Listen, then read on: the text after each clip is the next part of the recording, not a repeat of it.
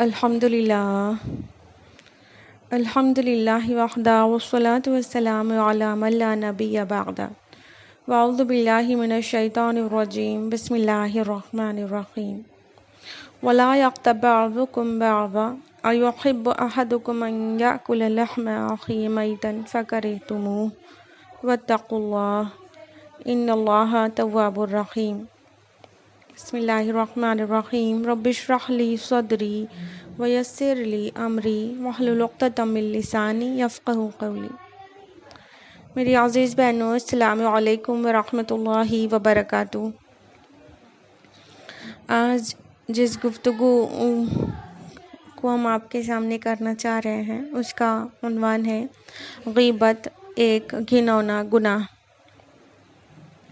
غیبت کیا ہے سب سے پہلے یہ جان لیتے ہیں، اور ہم اپنے الفاظ میں بتائیں اس سے بہتر ہے کہ حدیث کے ذریعے بتائیں۔ حدیث ہے صحیح مسلم، ابو داؤد، ترمذی اور نسائی کی، کہ حضرت ابو ہریرہ رضی اللہ عنہ سے روایت ہے کہ رسول اللہ صلی اللہ علیہ وسلم نے فرمایا کہ کیا تم جانتی ہو غیبت کیا ہے؟ صحابہ کرام رضی اللہ عنہم اجمعین نے عرض کیا کہ اللہ اور اس کا رسول بہتر جانتے ہیں۔ تو آپ صلی اللہ علیہ وسلم نے فرمایا کہ غیبت یہ ہے کہ تم اپنے بھائی کا ذکر اس طرح کرو کہ وہ اگر تمہارے سامنے ہو تو اس سے ناگوار ہو۔ ایک صحابی نے عرض کیا، اے اللہ کے رسول، اگر وہ بات میرے بھائی کے اندر موجود ہو جو میں کر رہا ہوں تو بھی؟ تو رسول اللہ صلی اللہ علیہ وسلم نے فرمایا، ہاں، اگر اس کے اندر وہ بات موجود ہو جو تم نے کہی ہے تو اسی صورت میں وہ غیبت ہے، اور اگر جو بات تم نے کہی ہے وہ اس میں موجود نہیں تو وہ بہتان ہے۔ تو آپ کو سمجھ میں آ گیا، غیبت وہ ہے جو برائی کسی کے اندر موجود ہو، ایگزسٹ کرتی ہو، پھر بھی اسے پبلکلی بیان کر دیا جائے تو وہ غیبت ہے۔ یعنی پیٹھ پیچھے برائی کرنا، بیک بائٹنگ کرنا غیبت ہے وہ، اور اگر وہ برائی اس کے اندر موجود ہی نہیں تو وہ تو بہتان ہے، اور دونوں بہت بڑے بڑے گناہ ہیں۔ قرآن حکیم نے غیبت کے متعلق کیا کہا ہے یہ جان لیجئے، اسی وجہ سے ہم نے ٹاپک آپ کو بتایا، غیبت ایک گھناؤنا گناہ۔ اللہ تعالیٰ نے فرمایا سورہ حجرات، سورہ نمبر 49 آیہ نمبر 12 میں، وَلَا يَغْتَبْ بَعْضُكُمْ بَعْضًا، اور تم میں سے کوئی کسی کی غیبت نہ کرے۔ أَيُحِبُّ أَحَدُكُمْ أَن يَأْكُلَ لَحْمَ أَخِيهِ مَيْتًا، کیا تمہیں یہ اچھا لگے گا کہ تم اپنے مردہ بھائی کا گوشت کھاؤ؟ فَكَرِهْتُمُوهُ، تمہیں اس سے گھن آئے گی۔ وَاتَّقُوا اللَّهَ، اور اللہ کا تقوی اختیار کرو۔ ان اللہ تواب الرحیم، اور اللہ توبہ قبول کرنے والا اور رحم کرنے والا ہے۔ کیا فرمایا اللہ تعالیٰ نے؟ کہ غیبت کرنا مرے ہوئے بھائی کا گوشت کھانے کے برابر ہے۔ جی، یہ اتنا گھناؤنا گناہ ہے۔ ایک تو انسان کا گوشت کھانا، وہ بھی اپنے بھائی کا، اور مردہ کا، مردار کھانا بھی گناہ ہے اور انسان کا گوشت کھانا بھی گناہ ہے۔ تو غیبت ڈبل کرائم ہے، ڈبل کرائم۔ ایک تو انسان کسی کی عزت اچھالتا ہے اور اس کے پیٹھ پیچھے اچھالتا ہے کہ وہ اپنے ڈیفنس میں کچھ کہہ بھی نہ سکے۔ تو اس طرح غیبت کرنا ڈبل کرائم ہے، ڈبل کرائم۔ اس سے بہت زیادہ بچنے کی ضرورت ہے، مگر افسوس ہے کہ ہماری سوسائٹی میں کتنا عام ہے۔ دیکھیے، غیبت کی متعلق ایک حدیث ہے ابو داؤد کی، اس سے بھی اس کے گھنونے پن کا احساس ہوتا ہے کہ رسول اللہ صلی اللہ علیہ وسلم نے کی حدیث ہے، حضرت ابو ہریرہ کی روایت ہے کہ جب معاذ بن مالک اسلمی کو زنا کے جرم میں سنگساری کی سزا دی گئی تو رسول اللہ صلی اللہ علیہ وسلم نے معاذ کے ساتھیوں میں سے 2 شخصوں کو یہ کہتے ہوئے سنا کہ اس شخص کو تو دیکھو، اللہ تعالیٰ نے اس کے قصور پر پردہ ڈال دیا تھا، لیکن خود اس کے نفس نے اس کا پیچھا نہ چھوڑا، یہاں تک کہ کتے کی موت مارا گیا۔ یہ کہہ دیا کسی نے؟ رسول اللہ صلی اللہ علیہ وسلم اس وقت خاموش رہے، لیکن کچھ دور آگے چلنے کے بعد جب راستے میں گدھے کی ایک لاش سڑتی ہوئی نظر آئی تھی تو وہاں پر رک گئے اور فرمایا کہ فلاں فلاں شخص کہاں ہیں؟ انہوں نے کہا، یا اللہ کے رسول، ہم حاضر ہیں۔ آپ صلی اللہ علیہ وسلم نے فرمایا، گدھے کی اس لاش سے گوشت کھائیے۔ انہوں نے کہا، یا اللہ کے رسول، اسے کھانا کون گوارا کرے گا؟ تو آپ صلی اللہ علیہ وسلم نے فرمایا تم نے ابھی ابھی جو اپنے بھائی پر انگلی اٹھائی ہے اور حرف زنی کی ہے وہ اس گدھے کی لاش کو کھانے سے بھی زیادہ برا کام تھا۔ استغفر اللہ، اتنا گھنونا کام ہے، اتنا گھنونا کام ہے غیبت کرنا، تو اس سے باز رہنا چاہیے۔ ہم لوگ جیسے ہی 3 لوگ بیٹھے ہوتے ہیں، ایک اٹھ کے جاتی ہے تو 2 لوگ اس کی غیبت کرنے لگتے ہیں، اور وہ اگر دوسری والی اٹھ کے چلی جائے تو پہلی اور تیسری اس کی غیبت کرنے لگتی ہے۔ یہ بالکل بالکل عام ہے سوسائٹی میں، اور بہت زیادہ وائڈ اسپریڈ گناہ ہے جو کہ ہم اپنی سوسائٹی میں دیکھتے ہیں۔ اتنی چھوٹی سی بھی بات ناپسندیدہ ہے کسی کے پیٹ پیچھے کہنا، جیسا کہ حضرت عائشہ رضی اللہ عنہ سے ٹرانسمیٹ اس حدیث سے پتہ چلتا ہے جو کہ احمد، ترمذی اور ابو داؤد میں ہے۔ حضرت عائشہ رضی اللہ عنہ فرماتی ہیں کہ میں نے رسول اللہ صلی اللہ علیہ وسلم کے سامنے ام المومنین حضرت صفیہ رضی اللہ عنہ کے متعلق کہہ دیا کہ وہ پست قد ہیں، یعنی ٹھگنی ہیں، شارٹ ہائٹڈ ہیں۔ تو اس پر رسول اللہ صلی اللہ علیہ وسلم نے فرمایا، اے عائشہ، تو نے ایسی بات کہہ دی ہے کہ اگر اس کی برائی سمندر میں گھول دی جائے تو بھی سمندر پر غالب آ جائے۔ اللہ اکبر! کسی کے بارے میں صرف یہ کہہ دینا کہ وہ تو بہت ٹھگنی ہے، تو اللہ کے رسول نے فرمایا اس کی برائی ایسی ہے کہ سمندر میں گھول دی جائے تو گویا اس کی کڑواہٹ اس کے اوپر بھی غالب آ جائے۔ اتنی گندی بات ہے غیبت کرنا، لیکن ہر جگہ غیبت اس قدر عام ہے۔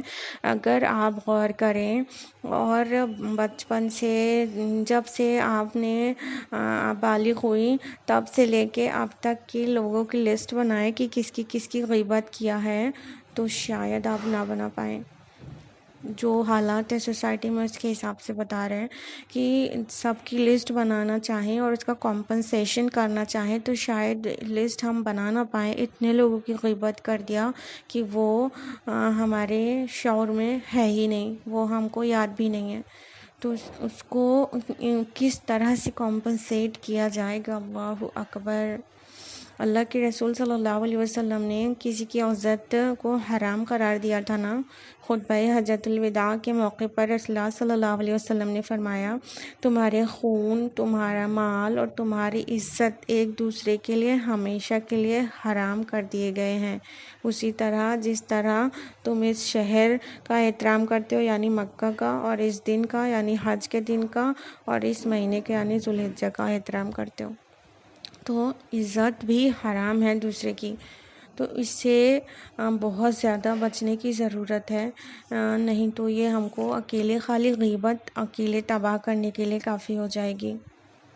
اور ایک حدیث ہے بیہقی کی جس میں اللہ کے رسول صلی اللہ علیہ وسلم فرماتے ہیں کہ غیبت کی برائی اور اس کا گناہ زنا سے بھی زیادہ سخت ہے۔ تو صحابہ نے حیران ہو کر عرض کیا، اے اللہ کے رسول، غیبت کا گناہ زنا سے زیادہ سخت کیسے؟ تو آپ صلی اللہ علیہ وسلم نے فرمایا، اگر ایک آدمی زنا کر لیتا ہے تو اللہ تعالیٰ اس کی توبہ قبول فرما لیتے ہیں اور اس کو معاف کر دیتے ہیں، لیکن غیبت کرنے والے کو تو اس وقت تک مغفرت نہیں مل سکتی جب تک وہ خود وہ شخص اس کو خود معاف نہ کر دے جس کی اس نے غیبت کی ہے۔ تو اتنا خطرناک کام ہماری سوسائٹی میں اس قدر عام کیوں ہے؟ اس پر بہت زیادہ غور و فکر کرنے کی ضرورت ہے اور اس کو اپنے اندر سے نکال پھینکنے کی ضرورت ہے۔ اللہ کے رسول صلی اللہ علیہ وسلم کی ایک اور حدیث ہے جس سے پتہ چلے گا آپ کو کہ کتنا سخت عذاب دیا جائے گا غیبت کرنے والوں کو، اور یہ ابو داؤد سے ٹرانسمٹ ہوئی ہے حدیث۔ اور رسول اللہ صلی اللہ علیہ وسلم جب معراج پر گئے تھے تو وہاں پر آپ صلی اللہ علیہ وسلم نے دیکھا کہ کچھ لوگ اپنے چہروں کو اور اپنے سینوں کو اپنے ناخنوں سے جو کہ تانبے کے ہیں اس کو نوچ رہے ہیں۔ تو رسول اللہ صلی اللہ علیہ وسلم نے جبریل علیہ السلام سے پوچھا کہ یہ کون لوگ ہیں؟ انہوں نے کہا یہ وہ لوگ ہیں جو آدمیوں کا گوشت کھاتے تھے اور ان کی عزت خراب کرتے تھے، یعنی غیبت کرتے تھے۔ اللہ اکبر، اتنا شدید عذاب دیا جائے گا، یعنی غیبت کرنے والوں کے ناخن تانبے کے بنا دیے جائیں گے، اور اس سے وہ خود اپنے ہی چہرے، اپنے سینے کو نوچ نوچ کر خراب کریں گے۔ تو اس سے بہت جلدی توبہ کرنے کی ضرورت ہے۔ اور ہمیں سے کون ہے جس کے اندر عیب نہیں، جس کے اندر برائی نہیں، لیکن اللہ رب العالمین ہمارے عیبوں پر پردہ ڈالتا ہے نا، تو ہم کو بھی دوسروں کے عیبوں پر پردہ ڈالنا چاہیے۔ اللہ تعالیٰ ستار العیوب ہے، ہمارے عیبوں پر پردہ ڈالتا ہے، اور رسول اللہ صلی اللہ علیہ وسلم نے یہ بات پسند کی ہے کہ انسان بھی دوسرے انسان کے عیبوں پر پردہ ڈالیں۔ حضرت ابو برزہ اسلمی کی روایت ہے کہ رسول اللہ صلی اللہ علیہ وسلم نے فرمایا، اے لوگو جو زبان سے ایمان لائے ہو، مسلمانوں کی غیبت نہ کیا کرو اور ان کی عزت کے پیچھے نہ پڑو، کیونکہ جو مسلمان کی عزت کے پیچھے پڑے گا اللہ اس کی عزت کے پیچھے پڑ جائے گا، اور جس کی عزت کے پیچھے اللہ جل جلالہ پڑ جائے تو وہ خود اس کو اس کے گھر کے اندر رسوا کر دے گا۔ اللہ اکبر، ابو داؤد شریف کی روایت ہے۔ تو اگر اللہ تعالیٰ ہماری عزت پر پردہ نہیں ڈالے تو اللہ تعالیٰ اس بات پر قادر ہے کہ وہ ہم کو ہمارے گھر کے اندر رسوا کر دے۔ اگر دوسروں کی پوشی ہم نہیں کریں، پردہ پوشی ہم نہیں کریں، تو اللہ تعالیٰ ہمارے گھر کے اندر بھی ہم رہیں، باہر بھی نہ نکلیں تو بھی اللہ تعالیٰ ہم کو رسوا کر دینے پر قادر ہے۔ تو کوشش یہ کرنی چاہیے کہ اگر کسی کی کوئی خامی، کوئی برائی، کوئی کمی پتہ ہے تو اس کو ڈائجسٹ کر لیں، ہاضمولہ کھا کر اسے ہضم کر جائیں، اور لوگوں میں بیان نہ کریں۔ اور لوگوں میں جو بیان کرنے کی عادت ہے وہ اتنی خطرناک عادت ہے کہ اس سے بہت سارے ہمارے اعمال غارت ہو سکتے ہیں۔ اب ہو سکتا ہے کہ آپ لوگ یہ سوچ رہے ہوں کہ نہیں فلاں ہے نا، وہ ہماری خود اتنی برائی کیا کرتی ہے کہ لوگ ہمیں غلط سمجھتے ہیں تو ہمیں بھی بتانا پڑتا ہے۔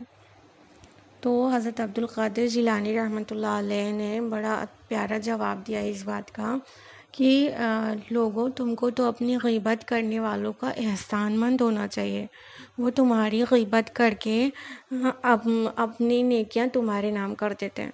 سبحان اللہ۔ تو اگر کوئی آپ کی برائی کرتی ہے تو آپ کو جواب میں اس کی برائی کرنے کی ضرورت نہیں ہے، وہ آپ کی برائی کرتی ہے، روز آخرت اپنی نیکی میں سے اس کو دینا پڑے گا، اور آپ اس وقت نیکی کی آپ کے لیے بہت قیمت ہوگی، تو وہ آپ کے لیے اچھا ہے کہ آپ کو نیکی ملے گی روز آخرت، تو اس کا جواب غیبت کر کے مت دیں۔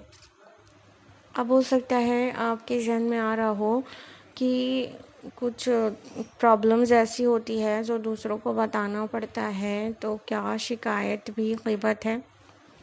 نہیں، اللہ تعالیٰ نے اس کو واضح کیا ہے سورہ نساء سورہ نمبر 4 آیت نمبر 148 میں، لا يحب اللہ الجہر بالسوء من القول الا من ظلم، اور برائی کے ساتھ آواز بلند کرنا